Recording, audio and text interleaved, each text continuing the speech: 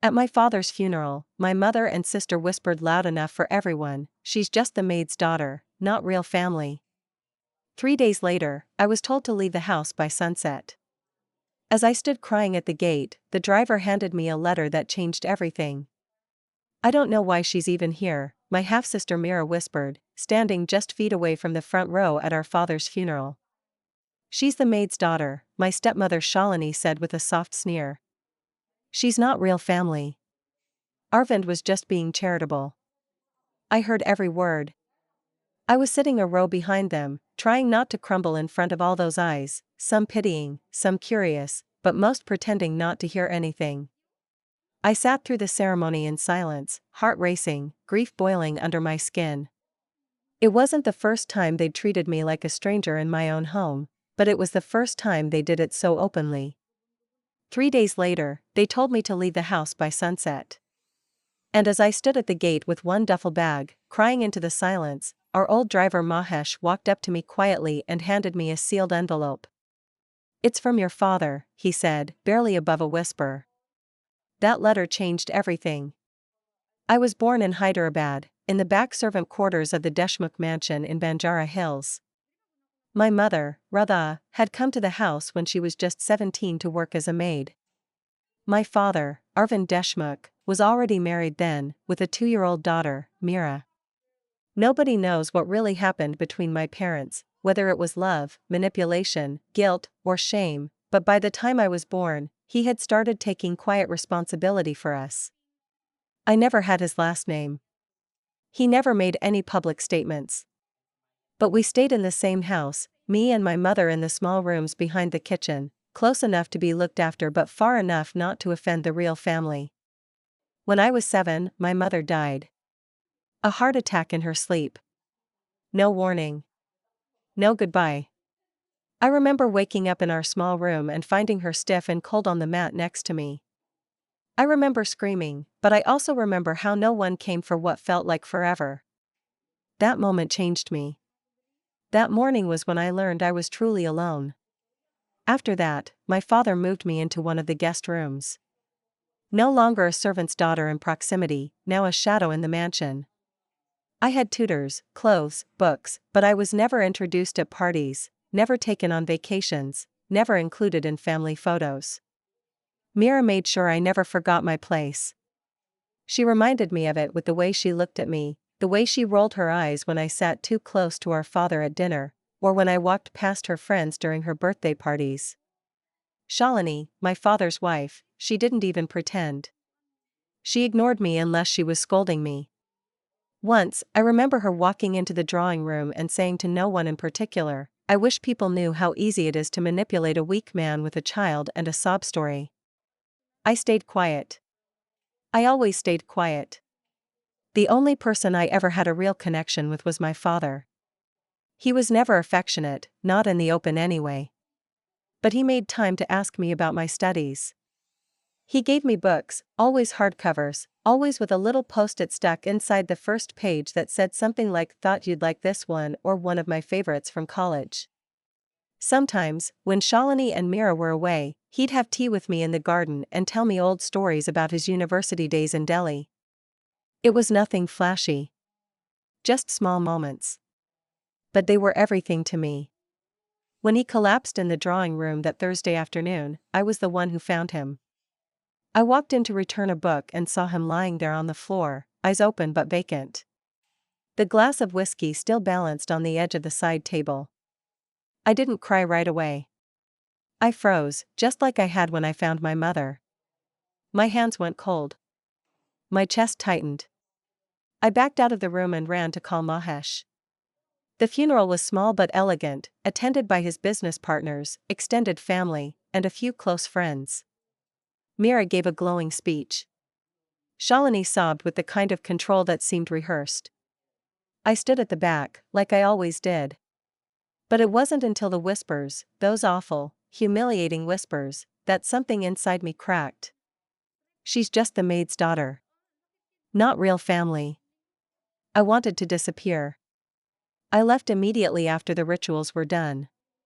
Nobody stopped me. I don't think anyone even noticed I was gone. 3 days passed.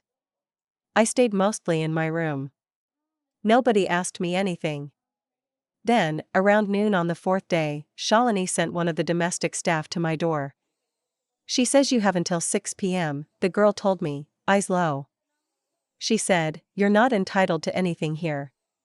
No explanation. No discussion. I spent an hour staring at my closet. I had only a few things of my own. Most of the clothes were things Shalini had allowed me to buy with the household budget, and I knew if I tried to take anything substantial, it would be seen as theft. I packed one bag. A few old clothes, 2 notebooks, my mother's only photo, and a small gold chain she had given me before she died. I left behind the rest. When I walked down that corridor, so big and echoing with polished marble, I didn't feel anything. Not anger. Not fear. Just a strange emptiness. Mahesh was standing by the gate when I arrived. I'm sorry, he said, voice tight with something he wasn't letting out. I nodded. Tried to speak. Failed. He looked around and then pulled an envelope from the pocket of his kurta. Your father gave me this a week before he passed. Told me to give it to you, if anything ever happened. I opened it, my fingers trembling. Inside was a handwritten letter. And a copy of his most recent will. That moment, right there, in the burning orange of the evening sun, with my bag hanging off one shoulder and tears staining my cheeks, was the moment my life split in half. I read the letter right there at the gate. The noise around me, birds, wind, traffic on the other side of the gate, faded away. My father's handwriting, sharp and slightly slanted, filled the page. He wrote about his guilt. How he had failed to protect me. How he had allowed silence and cowardice to dictate our relationship. He apologized for letting Mira and Shalini treat me like I didn't belong. Then he got to the point. He said he had changed his will. Everything, the house, the business shares, his personal investments, was left to me. Not to punish Mira or Shalini, but because, in his words, you have always carried this family's name and dignity, even when it wasn't given to you. I remember holding that paper and feeling nothing at first. Then heat. Then shock. Then panic. This can't be real, I said aloud, not to Mahesh but to myself. It is, he said gently. He asked me to make sure you went to Mr. Bott if anything ever happened to him. Mr. Bott was my father's lawyer, an older man who had been with him since before I was born. I remembered him vaguely from my childhood, always in gray suits and always talking business in hushed tones in the drawing room. Mahesh drove me straight to his office that same evening. The receptionist didn't even look surprised when I showed up. I'll let him know you're here, she said, then ushered me into a quiet waiting room where the only sound was the ticking of a brass clock and the faint whir of the ceiling fan. When Mr. Bott finally walked in, he smiled at me with a kind of reserved respect. I was expecting you, Reena, he said. I'm sorry for your loss. Your father cared about you very deeply, even if he didn't always show it. He confirmed everything. The will was legitimate, signed and registered a month before my father's death. Witnessed. Filed. Ironclad. The entire property is in your name, he said. Including the Deshmukh Textiles equity. You are the legal heir. I couldn't even process what he meant. Mira? Shalini? I asked, my voice hoarse from not speaking all day. They were removed from the will, he said, without a hint of judgment. He left them each a small monthly trust, just enough to live comfortably, but not enough to control or interfere with the business. Your father was clear. He wanted a clean separation. I sat there, my hands folded tightly in my lap, unsure what to do with this sudden, irreversible shift in my life. The days that followed felt like walking through fog. Word got out fast. Hyderabad's elite gossip circuit is faster than any media outlet. Within 48 hours, I was getting cold emails from people who had never acknowledged my existence, businessmen, distant relatives, even Mira's old friends suddenly curious about how I was doing. Shalini tried to contest the will almost immediately. She claimed my father had been mentally unstable, that I had manipulated him while he was grieving some imagined guilt. Mira added to the noise with her own melodramatic version, telling anyone who would listen that I had forged documents and infiltrated the house. The legal system, however, didn't agree with either of them. Mr. Bott had every piece of documentation necessary. Witnesses. Recordings. Video surveillance from the notary's office. There was even a psychologist's report stating my father was of sound mind during the signing. Their petition was dismissed in court within 3 weeks. By the end of the month, I was back in the house. Walking into the front foyer, for the first time not as an unwanted guest or tolerated presence, but as the legal owner, felt surreal. The same marble floors. The same sweeping staircase. But everything looked different now. Shalini was gone. I was told she'd moved into a service apartment in Begumpet for the time being. Mira had retreated to Mumbai, no doubt licking her wounds and plotting how to spin the narrative. I didn't bother reaching out. Not yet. There were bigger things to deal with. Deshmukh Textiles was, technically, still functioning. But barely. Since my father had been ill for several months before his death, the company had been running on autopilot, relying on tired systems, underpaid staff, and Shalini's increasingly erratic financial decisions. I started by calling a meeting with the department heads. The first time I entered the boardroom, a few men didn't even rise when I walked in. One of them actually smirked and said, "You're Arvind's daughter? From?" I didn't answer. I opened my father's letter and read the final paragraph aloud. "Reena has full authority to lead this business. I expect her to be treated not as an heir, but as the rightful continuation of the Deshmukh legacy. If anyone in my company has a problem with this, I suggest they look elsewhere for employment." That shut them up. Some left within the month. Others stayed, cautiously watching. But over time, things started shifting. I didn't pretend to know everything, I wasn't trained for this. But I knew how to listen, and I wasn't afraid to ask questions. I visited every department: design, weaving, logistics, accounts. I spoke to workers on the floor. I spent time learning about the sourcing chain, the partnerships with rural cooperatives, and the outdated software that had been slowing things down for years. And I remembered something my mother once told me when I was small: thread can tear under too much tension. But weave it right, and it carries the weight of an entire family. I didn't just want to run Deshmukh Textiles. I wanted to rebuild it. It was around the 3rd month after I took over that things started to settle. I wasn't just managing operations, I was rewriting the ethos of the company. My father had built Deshmukh Textiles with discipline, but somewhere along the way, it had become hollow, more name than soul. I didn't want that. I began traveling. Short trips to Karimnagar, Warangal, and even deeper into rural Telangana, where small weaving communities had once been our partners but were now largely abandoned due to cheaper suppliers from other states. I sat on cracked plastic stools in courtyards while elderly women showed me patterns they'd learned from their mothers, intricate designs their families had woven for generations. I listened. And I asked questions no one from our side had bothered to ask in years: what they needed, what they lacked, what they feared. I realized quickly that Deshmukh Textiles hadn't just failed them. We'd disappeared from their lives the moment it became convenient. I signed new agreements with them, ones that included healthcare, school scholarships for their daughters, and fair trade certification so that their work would be valued globally. I paid in advance. No middlemen. Word spread. And slowly, something rare happened in business: people started trusting me. Back at the Hyderabad office, some of the old staff quit. One even accused me of turning the company into a charity. But most stayed. And new people joined.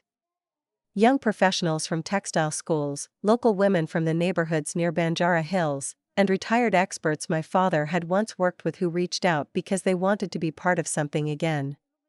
At home, though, I was still struggling. The mansion felt both mine and not mine.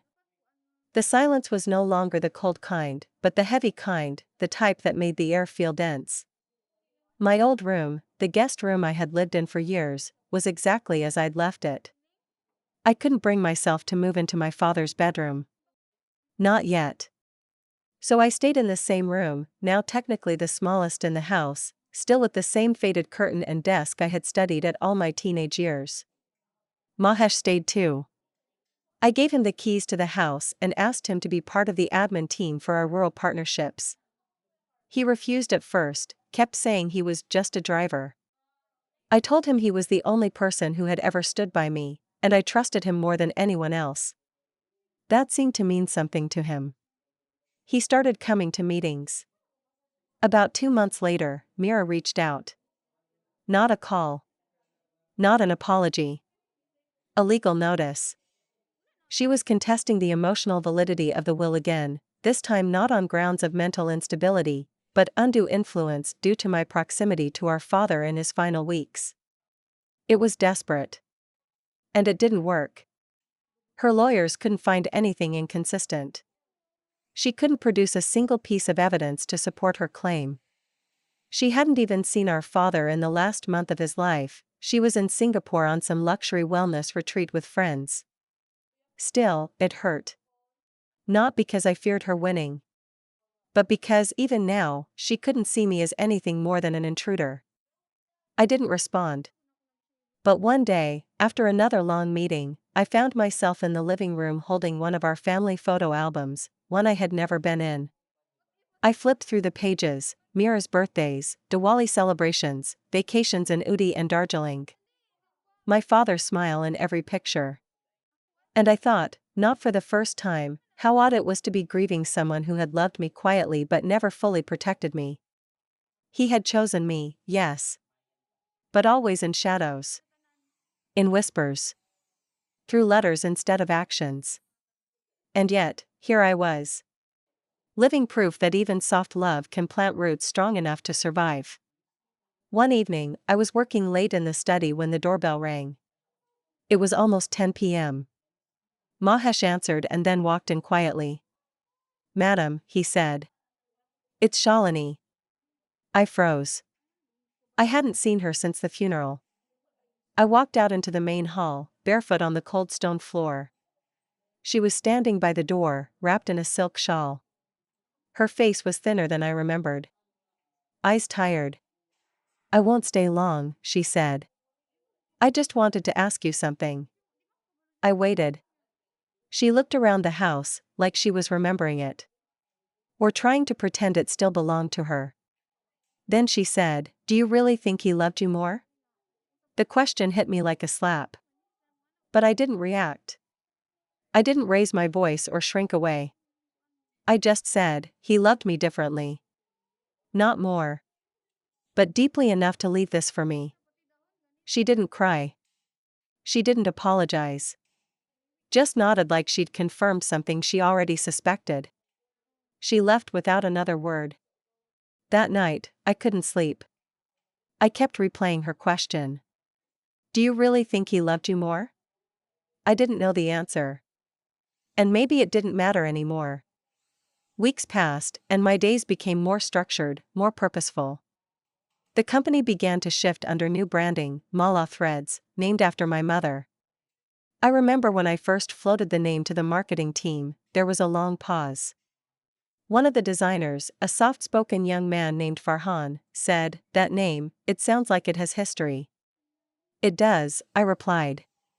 "And it's time people knew it." We launched our first redesigned product line that spring. Not flashy or modern, simple cotton saris, handloom stoles, and dupattas made in small batches by the women weavers of Telangana. Each one came with a handwritten tag, the name of the artisan and the village it came from. People noticed. Newspapers started picking up the story. "Heiress of Deshmukh Textiles reclaims her roots," read one headline. I cringed a little at heiress. I'd never felt like one. But it brought attention, and with attention came business.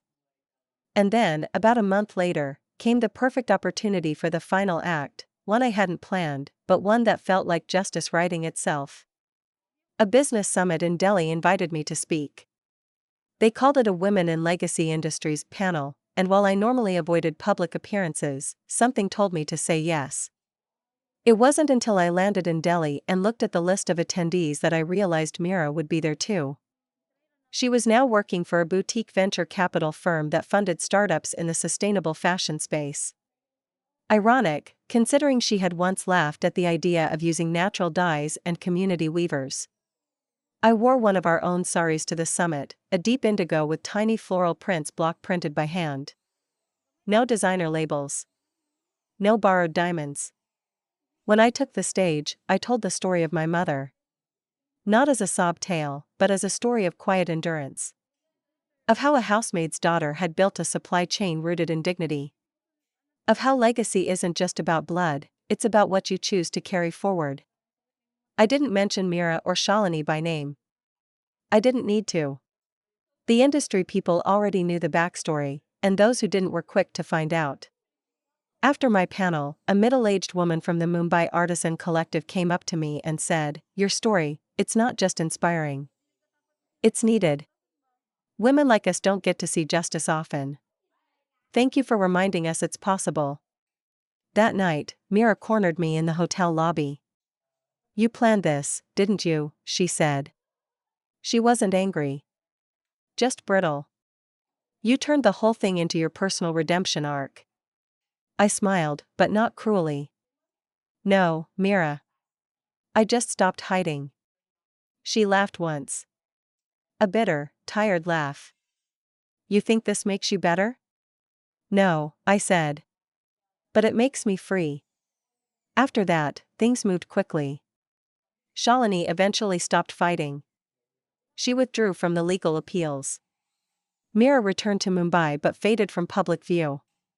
I heard through a former colleague that her firm was struggling with investors. Turns out they didn't want someone in the middle of a very public inheritance scandal. But I didn't chase them. I didn't sue. I didn't drag them through courts or tabloids. I didn't need to. I had everything they had tried to keep from me, not just the money or the house, but the dignity they thought I'd never reclaim. Now, 2 years later, Mala Threads exports globally. We sponsor education for nearly 200 girls in weaving communities. We host annual exhibitions in Hyderabad where artisans get to speak for themselves, stand by their work, price it as they choose. The Deshmukh Mansion? I converted half of it into a design school for underprivileged girls. I live in a small portion upstairs, still in the guest room, by choice. The rest of the house belongs to the women who come every day to learn, create, and take home income they've earned with their own hands.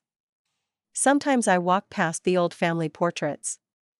The ones where I don't exist. I don't take them down. They remind me of where I came from.